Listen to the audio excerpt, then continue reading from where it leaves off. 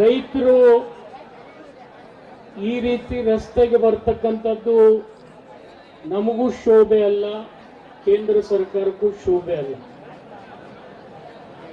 ಈ ಎರಡೂ ವಿಚಾರಗಳನ್ನ ಇಲ್ಲಿ ನಾನು ಬಹಳ ದೀರ್ಘವಾಗಿ ಪ್ರಸ್ತಾಪ ಮಾಡ್ಲಿಕ್ಕೆ ಹೋಗೋದಿಲ್ಲ.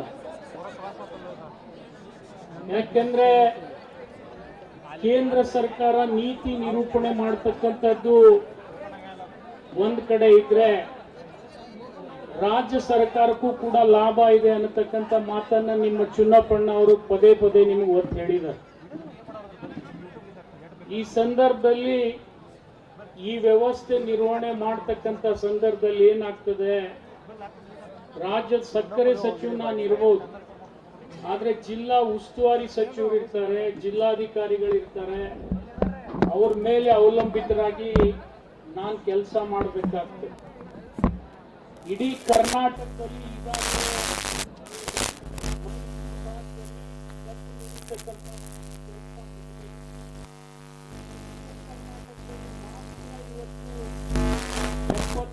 ಕಾರ್ಖಾನೆಗಳು ಕಬ್ಬು ನುರಿಸಬೇಕಾಗಿದೆ. ಈ ಸಂದರ್ಭದಲ್ಲಿ ಎಲ್ಲ ಜಿಲ್ಲೆಗಳಲ್ಲಿ ಕಾರ್ಖಾನೆ ನುರಿಸಬೇಕಂತಕ್ಕಂಥ ಸಂದರ್ಭದಲ್ಲಿ ರೈತರು ದರ ನಿಗದಿ ಆಗ್ತಕ್ಕಂಥ ವಿಚಾರದಲ್ಲಿ ಸ್ವಲ್ಪ ಅವರ ಅನಿಸಿಕೆಯನ್ನ ವ್ಯಕ್ತಪಡಿಸಿದ್ದಾರೆ. ಆ ಅನಿಸಿಕೆಯ ಅನುಗುಣವಾಗಿ ಕೇಂದ್ರ ಸರ್ಕಾರ ಆಗಲಿ ರಾಜ್ಯ ಸರ್ಕಾರ ಆಗಲಿ ಜವಾಬ್ದಾರಿಯನ್ನ ನಿರ್ವಹಣೆ ಮಾಡಬೇಕು. ಇದರಲ್ಲಿ ನಾನು ಪ್ರಾಂಜಲ್ ಮನಸ್ಸಿನಿಂದ ತಮಗೆ ಹೇಳ್ತೀನಿ, ಯಾವುದೇ ಬೇಕಾದ್ರೆ ರಾಜಕಾರಣ ಮಾಡಂದ್ರೆ ಮಾಡ್ತೀನಿ, ಬಿಡು ಅಂದ್ರೆ ಬಿಡ್ತೀನಿ, ಆದ್ರೆ ರೈತರ ವಿಚಾರದಲ್ಲಿ ಎಂದೂ ನಾನು ರಾಜಕಾರಣ ಮಾಡೋದಿಲ್ಲ ಅಂತ ಹೇಳಿ ನಿಮಗೆ ಪ್ರಮಾಣ ಮಾಡಿ ಹೇಳ್ತಿದ್ದೀನಿ. ಈ ಮಾತು ಯಾಕೆ ನಾನು ನಿಮಗೆ ಹೇಳ್ತಾ ಇದ್ದೀನಿ ಅಂದ್ರೆ, ಎಲ್ಲ ಕಾರ್ಖಾನೆ ಮಾಲೀಕರನ್ನ ಮನವೊಲಿಸಿ ನಿಮಗ್ ಲಾಭ ಆಗ್ಬೇಕು, ತದನಂತರ ಉಳಿದ್ರೆ ಅವ್ರಿಗೆ ಲಾಭ ಆಗಲಿ. ಆದ್ರೆ ಇವತ್ತು ಈ ಜಿಲ್ಲೆಯಲ್ಲಿ ನಾನು ಜಿಲ್ಲಾ ಪೊಲೀಸ್ ವರಿಷ್ಠಾಧಿಕಾರಿ ಇರ್ಬೋದು, ಜಿಲ್ಲಾಧಿಕಾರಿಗಳು ಇರ್ಬೋದು, ಜಿಲ್ಲಾ ಉಸ್ತುವಾರಿ ಸಚಿವರು ಇರ್ಬೋದು, ಅವರು ಮೂವರು ಸಮಾಲೋಚನೆ ಮಾಡಿ ಒಂದು ಹಂತಕ್ಕೆ ನಿಮ್ಮ ಮಲವನ್ನು ಪ್ರಯತ್ನ ಮಾಡಿದ್ದಾರೆ. ಆದ್ರೆ ನಿಮ್ಮ ಅವ್ರ ಮಧ್ಯೆ ಸ್ವಲ್ಪ ಭಿನ್ನಾಭಿಪ್ರಾಯ ಇದೆ, ₹200 ಭಿನ್ನಾಭಿಪ್ರಾಯ ಇದೆ. ಆ ₹200 ಭಿನ್ನಾಭಿಪ್ರಾಯ ಬಗೆಹರಿಬೇಕಾದ್ರೆ ನಿಮ್ ಸಹಕಾರ ಬಹಳ ಅವಶ್ಯ ಇದೆ. ಈ ಸಹಕಾರ ನೀವು ಕೊಡ್ತೀರನ್ನತಕ್ಕಂಥ ಆತ್ಮವಿಶ್ವಾಸದಿಂದ ನಾನು ನಿಮ್ ಕಡೆ ಬಂದಿದ್ದೀನಿ. ಎಲ್ಲ ನಿಮ್ ನಾಯಕರಲ್ಲಿ ನಾನು ವಿನಂತಿ ಮಾಡ್ಕೊಳ್ತೀನಿ, ಇವತ್ತು ರೈತನ ಕಬ್ಬು ಬೆಳೆದು ಕೆಲವೊಬ್ಬರದು 12 ತಿಂಗಳಾಗಿದೆ, ಕೆಲವೊಬ್ಬರದು 13 ತಿಂಗಳಾಗಿದೆ, ಕೆಲವೊಬ್ಬರದು 14. ಈ ಎಲ್ಲ ಕಬ್ಬು ನುರಿಸಬೇಕಾದಂತ ಜವಾಬ್ದಾರಿ ಕೂಡ ಸರ್ಕಾರ.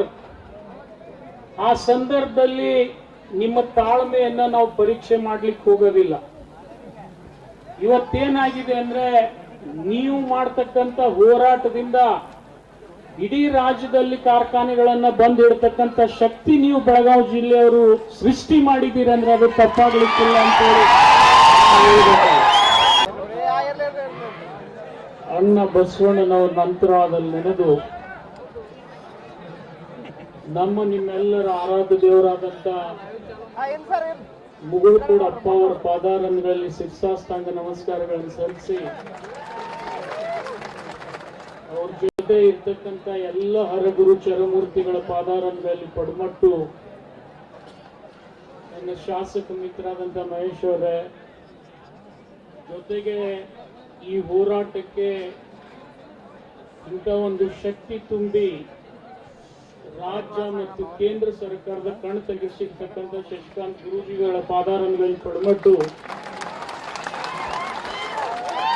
ಜೊತೆಗೆ ಈ ಹೋರಾಟಕ್ಕೆ ಭೀಮಬಲ ತಂದುಕೊಂಡಿರ್ತಕ್ಕಂಥ ರೈತ ಪರ ಚಿಂತಕರು, ರೈತ ಪರ ಹೋರಾಟಗಾರರಂತ ಚುನ್ನಪ್ಪಣ್ಣ ಪೂಜಾರಿ ಅವರ,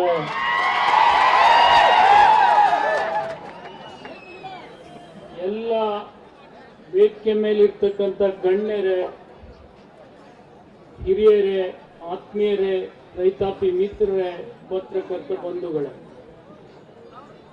ಬಹಳ ನೋವಿನಿಂದ ನಾನು ಒಂದು ಕ್ಷಮೆಯನ್ನ ತಮ್ಮಲ್ಲಿ ಕೇಳಲಿಕ್ಕೆ ಇಚ್ಛೆ ಪಡ್ತಾ ಇದ್ದೀನಿ. ಏನ್ ಕ್ಷಮೆ ಅಪ್ಪ ಅಂತಂದ್ರೆ, ನೀವು ಅನ್ಬೋದು 6 ದಿವಸ 7 ದಿವಸನಿಂದ ನಮ್ಮ ಹೋರಾಟ ನಡೆದಿದೆ. ಗೊತ್ತಾದಿರ್ಲಿ ಅಣ್ಣ, ಅಷ್ಟ ಇರು, ದಯವಿಟ್ಟು ಗಲಾಟೆ ಮಾಡೋರು ಲೆಕ್ಕನ ಶಾಂತ ಮಾಡಿ ಮಂದಿನ. ಆಯ್ತು, 8 ದಿವಸ ಅಂತ ಇತ್ತು. ಆಯ್ತಪ್ಪ, ಅಷ್ಟೇ ಹೋರಾಟ 8 ದಿವಸ ನಡೀಲಾರ್ದಾಗೆ ನೋಡ್ಕೊಳ್ಬೇಕಾದಂತ ಕರ್ತವ್ಯ ರಾಜ್ಯ ಸರ್ಕಾರದ್ದು, ಕೇಂದ್ರ ಸರ್ಕಾರ. ಈ ಎರಡೂ ಸರ್ಕಾರಗಳ ವಿಚಾರ ವಿನಿಮಯದ ಮಧ್ಯದಲ್ಲಿ ನಾವು ಹೇಳ್ತೀವಿ, ಗಂಡ ಹೆಂಡತಿ ನಡು ಕೂಸು ಬಡುವಾಯ್ತು ಅಂತ.